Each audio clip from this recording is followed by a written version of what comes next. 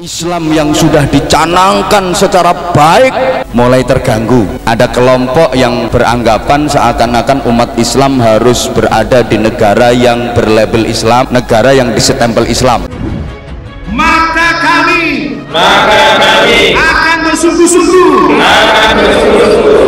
berjuang untuk menerapkan syariah Islam secara kafah dalam naungan khilafah.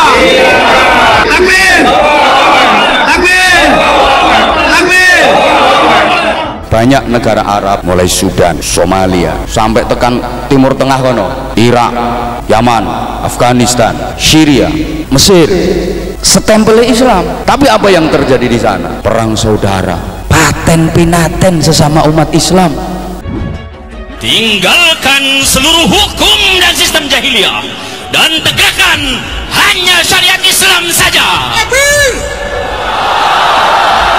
Hancurkan sekat-sekat nasionalisme yang telah memecah belah kita semua. Pancasila yang kita buat ini adalah Indonesia ini sudah khilafah sebenarnya dalam konteks ini. Ketika khilafah yang berdiri pada bentuk kekuasaan internasional menghilangkan sekat-sekat negara. Orang yang melakukan pembangkangan itu bugot adalah orang-orang yang melanggar dan itu hukumnya haram. Kita harus hati-hati karena yang seperti ini, kelompok yang tidak berani selalu melakukan provokasi dan menyatakan setiap kebijakan pemerintah itu salah. Redaksi HTI-nya di mana kalau ini dianggap bendera HTI? Lagi pula kalau ini bendera HTI, apa sih salah HTI? Negaranya dirugikan apa oleh HTI? Tunjuk satu saja kerugiannya. Begini, bagaimana sistem pemerintahan kita, dasar negara kita itu harus diganti. Itu salah enggak? Salah kan? Salah enggak? Itulah radikalnya. Itu persoalannya. Di mana letak kesalahan bendera ini? Ini kalimat mulia. La ilaha illallah Muhammadur Rasulullah. Lah kalau kita dipaksa menjauh dari agama kita, menjauh dari kalimat tauhid, ini kan sama saja ingin menjauhkan umat Islam dari agamanya. Patokan dasar dalam perjuangan Islam itu substansinya, bukan simbol-simbolnya, bukan namanya, bukan benderanya. Saya punya bendera tauhid banyak macam-macam. Nggak pernah saya melarang bendera tauhid. Tetapi bendera tauhid yang disalahgunakan untuk menekan orang lain, untuk menjelekkan orang lain, itu yang saya lawan.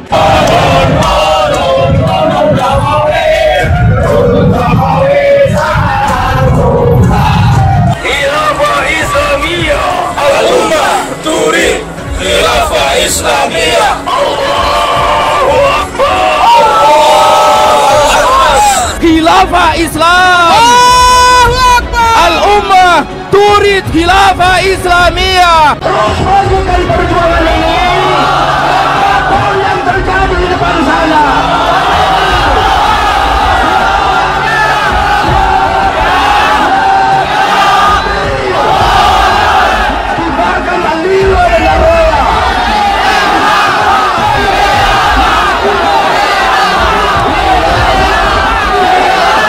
Berulang kali Indonesia ini akan diruntuhkan. Ini zamannya Pak Jokowi. Presiden kita bagaimanapun juga harus kita jaga. Allahumma sholli ala Muhammad. Jangan kita untuk berkhianat kepada pemerintahan yang sah yang sudah kita sepakati.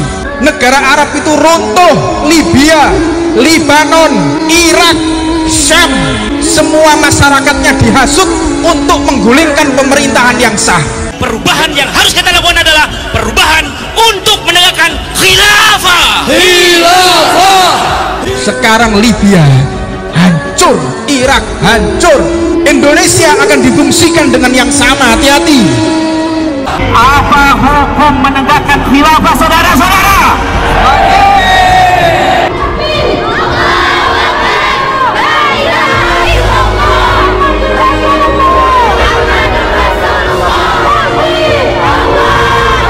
Bagi kita Muslim sejati, tak ada kata mundur dalam berjuang bagi tegaknya syariah dan khilafah.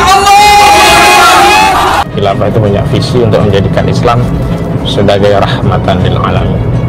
Di situ disebutkan pemimpin daripada sistem khilafah itu disebut sebagai khalifah atau imam atau amirul mukminin. Negara Pancasila ini sudah final. Kalau ada yang keluar dari Pancasila, dari Undang-Undang Dasar 45, dari NKRI, dari kebinekaan kita, itu hal yang sangat fundamental sekali. Kalau ada ormas yang seperti itu, ya kita gemuk. Saya Jokowi, saya Indonesia, saya Pancasila. Seperti diketahui, Ahmad Kosinudin pernah menjadi pengacara Gus Nur yang terdakwa kasus ujaran kebencian dalam ceramah-ceramahnya. Ahmad Kosinudin juga pernah menjadi Direktur Pusat Kajian dan Bantuan Hukum Hizbut Tahrir Indonesia atau HTI. Pada tahun 2020, Ahmad Kosinudin juga pernah ditangkap polisi. Ia ditangkap atas tudingan menebar berita palsu, namun tidak sempat ditahan. Rekam jejak Kosinudin ternyata akhir-akhir ini baru tercium bau-bau khilafah. Karena Kosinudin sangat optimis dengan konten di media sosialnya tentang masa depan khilafah dijadikan sebagai sistem di sebuah negara dengan menggantikan sistem demokrasi. Sangat disayangkan pengetahuan Kosinudin. Seharusnya pengetahuan ini tidak digunakan untuk sesuatu yang tidak baik, yakni khilafah. Khilafah dinilai tidak baik karena ia bersifat imajinatif. Khilafah tidak bakal terwujud dan benar-benar menjadi sistem di suatu negara, apalagi di seluruh dunia, karena mustahil terwujudnya sistem pemerintahan yang diakui oleh seluruh negara di penjuru dunia. Kita tidak habis pikir, semangat mengusung khilafah dalam memperjuangkan sistem ini. Mereka seakan-akan mengharapkan sesuatu yang bermanfaat sedikit pun, sehingga tidak bernilai apapun. Mereka tampil di belakang khilafah hanya untuk menjadi oposisi pemerintah dengan tujuan politis. Mereka hanya untuk melumpuhkan kekuasaan pemerintah sehingga mereka dapat merebutnya. Pengusung khilafah sesungguhnya membual saja. Mereka tidak percaya atas apa yang diperjuangkan. Sangat mungkin ketika kekuasaan didapat, mereka pasti tidak bakal memperjuangkan khilafah lagi. Mereka akan tetap kembali ke demokrasi karena hati nurani mereka hanya terpaut terhadap demokrasi. Sadar atau tidak, pengusung khilafah dalam hati nuraninya ingat bahwa demokrasi merupakan sesuatu sistem yang dibangun dengan darah perjuangan oleh beberapa pahlawan bangsa. Sangat tidak bermoral orang-orang yang tidak memperjuangkan apalagi bersikeras menggantikan demokrasi dengan sistem yang lain. Karena perjuangan mereka yang sesungguhnya bukan untuk khilafah, tapi hanya untuk melumpuhkan kekuasaan pemerintah. Maka tidak boleh baper merespon setiap argumentasi yang disampaikan mereka tentang khilafah. Anggap semua argumentasi mereka sebatas membual saja. Maka dari itu, pemerintah atau rakyat tidak boleh terpengaruh dengan modus khilafah yang dikampanyekan oleh pengusungnya. Tetaplah bersikap optimis dalam menjalankan sistem demokrasi tanpa berpikir negatif yang dapat merusak sistem demokrasi yang sudah ada. Pikiran negatif ini akan berakibat negatif pula terhadap masa depan seseorang. Kosinudin itu adalah seorang politikus. Pasti pikirannya tidak selurus agamawan fundamentalis. Kosinudin pasti punya kepentingan di balik semua kampanyenya tentang khilafah. Secara general, kepentingan yang dimaksud adalah kekuasaan. Kosinudin pasti sadar bahwa tidak ada musuh yang abadi di dalam politik. Sebaliknya, tidak ada teman yang abadi pula di dalam politik. Boleh jadi sekarang di saat berjuang menggapai kepentingan yang dirahasiakan, Kosinudin masih sangat soulmate dengan pengusung khilafah. Karena sekarang mereka sepemikiran, tapi begitu kepentingan itu tercapai, Kosinudin pasti berubah haluan dengan memusuhi khilafah. Percayalah.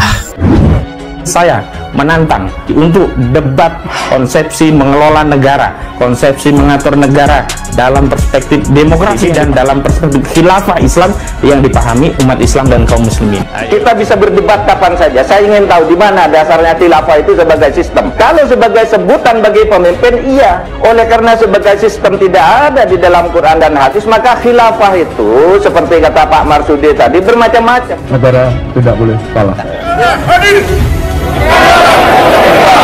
Pernyataan bersama Koalisi Persaudaraan dan Advokasi Umat KPAU. khilafah ajaran Islam, hentikan segala bentuk penistaan agama, stop kriminalisasi ajaran Islam khilafah. Kalau benar Anda menemukan satu sistem yang diajarkan secara persis oleh Al-Quran, Al-Hadis tentang khilafah, saya jadi pengikutnya, saya akan mengkampanyekannya. Tapi pasti itu tidak ada, karena saya sudah berkeliling pesantren, berkeliling perguruan tinggi. Saya tanya mana sih dalilnya? Tidak ada. Menteri Koordinator di bidang politik, hukum, dan keamanan, Saudara Mahfud MD, hati-hati dengan jabatannya, tanggung jawab dengan jabatannya. Kami rakyat ini menggaji Anda dari APBN bukan hanya untuk celotehan. Kita bisa berdebat kapan saja. Saya ingin tahu di mana dasarnya khilafah itu sebagai sistem. Kalau sebagai sebutan bagi pemimpin, iya. Oleh karena sebagai sistem tidak ada di dalam Quran dan hadis, maka khilafah itu bermacam-macam. Menko Polhukam tidak bicara tentang ketidakmampuannya menangani masalah ini, atau setidak-tidaknya jujur untuk meminta maaf kepada seluruh rakyat, bukan hanya untuk menyampaikan dalih. Atau ini sebenarnya konfirmasi kelemahan rejim ini, ketidakberdayaan rejim ini, dan konfirmasi bahwa rejim ini memang tidak layak untuk memimpin negara ini. Takbir. Kan sistem, coba saya tanya, siapa sih yang suka ngajak-ngajak ke khilafah itu? Sistemnya seperti apa? Saya mau ikut kalau ada. Bahwa apa yang disampaikan oleh Saudara Mahfud MD justru mengeluarkan statement-statement yang kita pahami ini bukan argumentasi, tapi lebih kepada apologi dari seorang Mahfud MD. Saya sudah mendapat penjelasan dari orang-orang HTI bahwa yang dimaksud khilafah itu sistem pemerintahan. Oleh sebab itu mereka menolak demokrasi, menganggap demokrasi togut.